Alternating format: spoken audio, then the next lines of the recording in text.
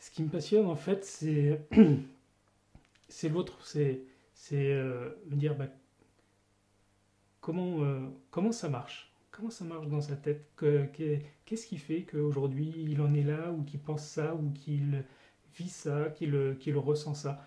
Et en fait, c'est un champ tellement large que on pourrait y passer. Enfin, une vie n'y suffira pas. Donc ça, c'est quelque chose qui est très important pour moi.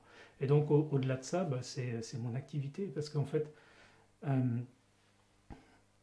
je donne, mais je pense que je reçois beaucoup plus que ce que je donne. Et ça me fait du bien pour moi déjà. Et si je suis pas médecin, je sauve pas des vies, mais si je peux rendre quelques vies plus douces, en fait, je me dis que voilà, j'aurais pas perdu mon temps. Et les retours, en fait, que j'en ai, ben, ça me fait énormément de bien. Ouais, ouais, je pense que je fais avant tout ça pour ça. Ouais. Alors, est-ce que tu peux nous préciser ce que tu fais? Oui, je suis sophrologue et praticien en hypnose. Et en fait, je travaille uniquement sur la douleur. Donc, j'aide les gens à gérer leur douleur en autonomie. Est-ce que tu peux nous préciser, toi, avec tes mots, ce que c'est que la sophrologie, ton métier de sophrologue? L'hypnose aussi. Ouais.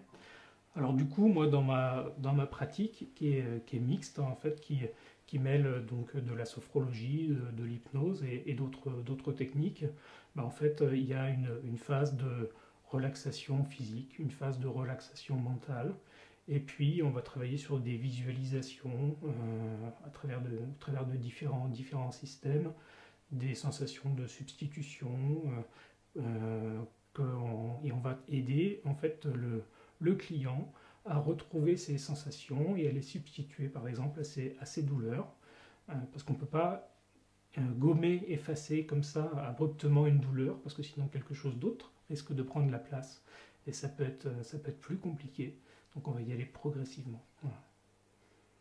Alors justement, cette particularité d'antidouleur que tu évoques, est-ce que tu peux en parler un peu plus? Bah, en fait, donc moi je travaille uniquement sur le champ de la douleur. Avant, je couvrais un scope un peu plus large. Euh, il y avait tout ce qui est anxiété, ou alors je passe le permis, je suis stressé, voilà, des choses comme ça. Et en fait, je ne travaille aujourd'hui que sur le champ de la douleur, parce qu'en fait, c'est ce qui me passionne. Et voilà, c'était important pour moi de faire quelque chose qui me passionne. C'est déjà un champ extrêmement vaste, parce qu'on dit la douleur, mais en fait, ce sont les douleurs. Il y a des douleurs physiques vécues dans le corps, il y a des douleurs d'origine psychologique, il y a le relationnel, notre histoire, le sens qu'on donne à la douleur. Bref, tout ça, c'est très vaste. Donc, on travaille sur toutes ces composantes. Et quel type de personne vient te voir avec quelques exemples de douleurs concrètes que tu as pu toi traiter? Alors, en fait, moi, je suis membre de l'Association française des soins oncologiques de support. Donc, les soins oncologiques de support, ce sont tous les soins qui concourent directement ou indirectement au bien-être de la personne. Euh, on a en tête de manière assez classique, par exemple, la socio-esthétique qui va être utilisée notamment après certaines chirurgies, l'art-thérapie. Voilà, donc moi, c'est pas ma pratique, parce que je ne la connais pas, je ne la maîtrise pas. Voilà. Moi, je travaille uniquement sur le champ de la douleur. En fait, on est tous complémentaires, hein, tous les acteurs de ces soins de support. On est tous complémentaires, parce que chacun apporte sa petite pierre à l'édifice. On a besoin de se sentir bien dans sa peau, bien dans son corps. Et voilà. Donc du coup, les personnes qui viennent me voir sont souvent atteintes par donc des pathologies assez lourdes, pour lesquelles les traitements peuvent être lourds à supporter, ou des fois pas efficaces.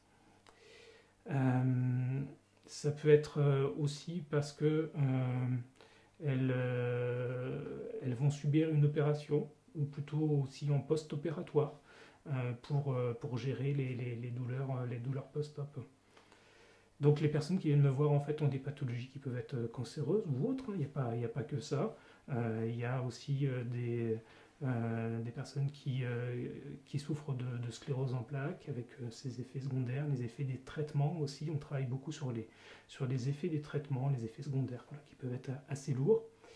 De la fibromyalgie, des syndromes un peu plus complexes. Voilà.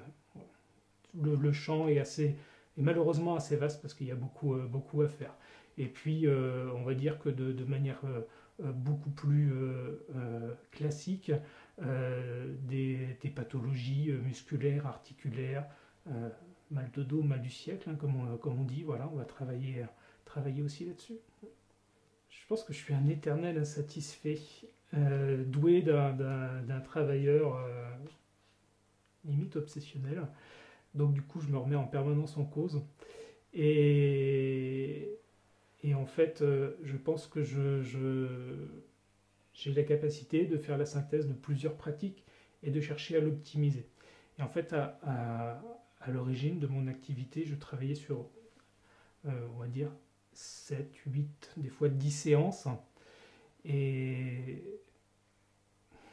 pour avoir vécu la douleur, enfin, je sais pas, mais quand on a une rage dedans, on va chez le dentiste, on s'attend à ressortir soulagé tout de suite. Voilà. Et donc, pour moi, cette 8 séances, dans le cadre d'une préparation à un examen, des choses comme ça s'entend, mais pas pour la douleur. Donc, du coup, en fait, moi, j'ai travaillé à comprimer, réduire mon accompagnement pour que, au cours d'une seule séance, alors ça peut être des séances qui peuvent durer 2 heures, hein, en fonction du matériel qui va être apporté par le client, mais que le soulagement soit là en séance et après la séance, que ce soulagement il dure dans le temps et que la personne sache le retrouver par elle-même. Il ne s'agit pas juste qu'on se sente bien et une fois passé la porte du cabinet que les douleurs reviennent, c'est pas le but. Et donc ça j'en suis fier parce que pour moi ça m'apporte beaucoup de voir les gens soulagés, c'est juste génial.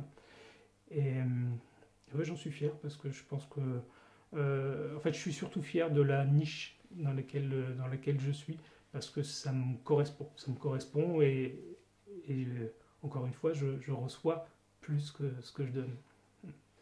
Effectivement, tu as beaucoup parlé de la sophrologie, de ton action par rapport à la douleur. Est-ce que l'hypnose entre dedans? Oui, tout à fait. Quand je disais tout à l'heure que j'ai réduit de façon j'ai réduit on va dire, le nombre de séances de façon à obtenir des résultats beaucoup plus rapides. À la base, moi je suis titulaire d'une formation reconnue par l'État, die RNCP, en sophrologie. L'hypnose, c'était juste le moyen de raccourcir justement cet accompagnement pour aller plus rapidement au fond des choses et au cœur du problème. Donc en fait, que ce soit la sophrologie, l'hypnose, la relaxation, la naturopathie, peu importe, je ne pratique pas la naturopathie, mais c'est aussi quelque chose qui est intéressant. Mais en fait, je pense que c'est, au-delà de la technique, c'est plus ce qu'on en fait. J'ai plutôt tendance à dire que c'est 30% de technique et 70% du relationnel et de la connexion qu'on va réussir ou pas à créer, quoi. Est-ce que tu peux nous expliquer cette relation que tu as avec tes clients? En fait, en séance, on part si j'aime pas trop, mais on va dire c'est le terme qui est classiquement utilisé dans un état de conscience un peu modifié. Moi, je dirais que c'est plutôt une façon de voir les choses qui est différente, un état de grande concentration. Et en fait, dans cet état-là, il se crée on passe par une phase de relaxation physique, une phase de relaxation mentale, qui déjà en soi apporte beaucoup de choses magnifiques. Et puis cette connexion qui, au fil de la séance, va se créer, tisse une sorte de lien privilégié et ça c'est chouette, c'est un moment, c'est un beau moment, un moment d'échange moi c'est ce que je retire. Et donc ce que je veux dire à travers ça, c'est que ça me fait aussi beaucoup de bien à moi. Quand je sors d'une séance avec un client, des fois je me dis mais qui était c'était qui vraiment le client? Parce que ça me fait du bien aussi à moi. Ouais. Le fait de vraiment découvrir que on peut agir sur, sur nos pensées, sur des sensations physiques, sur le corps, sur nos comportements. Ça, effectivement, ça fait qu'une dizaine d'années, quoi. Et j'ai eu la chance un jour de rencontrer un thérapeute qui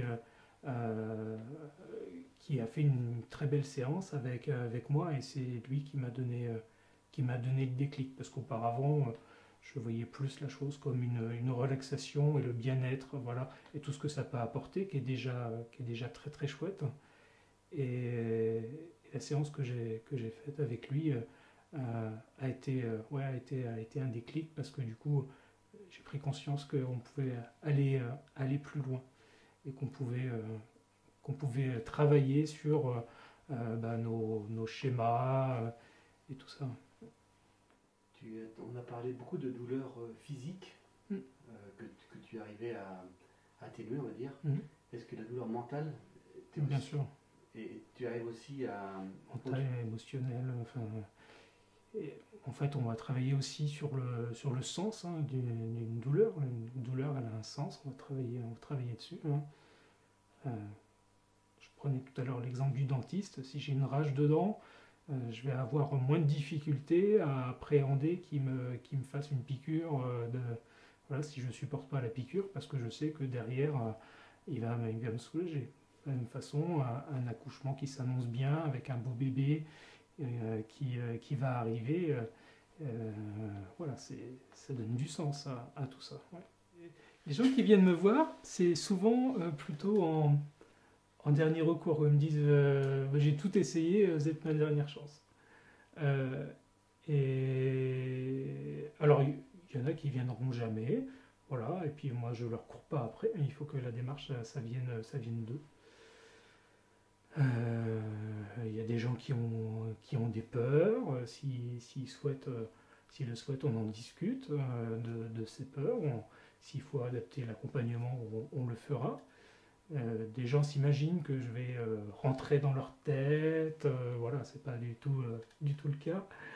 Faut qu'ils soient tranquilles par rapport à ça, mais après ça peut ne pas convenir à certaines personnes. Oui, c'est souvent la peur des gens par rapport à l'hypnose. Ouais. Et puis de peur de lâcher prise. Des gens ont beaucoup d'appréhension à ça et se disent qu'est-ce qui va ressortir, et j'ai pas forcément envie d'en parler. En fait, on n'a pas besoin d'en parler. Alors comment ça se pratique du coup si on n'en parle pas? En fait, on va travailler par suggestion. On va s'adresser à la partie de la personne qui gère un peu ses émotions, ses sensations, et puis on va lui demander si elle est OK pour laisser venir des choses, pour que la personne puisse prendre conscience de ses schémas, de ses fonctionnements. Et puis si elle est OK, on va aller explorer ça tranquillement. Est-ce que pour travailler sur les douleurs physiques des gens, tu es obligé, ou du moins est-ce que tu es intéressé par le fait de connaître aussi le corps en tant qu'élément organique? Alors ça m'intéresse, mais bon, je suis soumis évidemment au secret professionnel, mais comme je dis à mes clients, moi j'ai pas besoin de connaître leur dossier médical. Tout ce qui m'intéresse, c'est de savoir ils ont une douleur, oui, non, dans quelle zone, pour qu'on travaille sur cette zone, et c'est à peu près tout.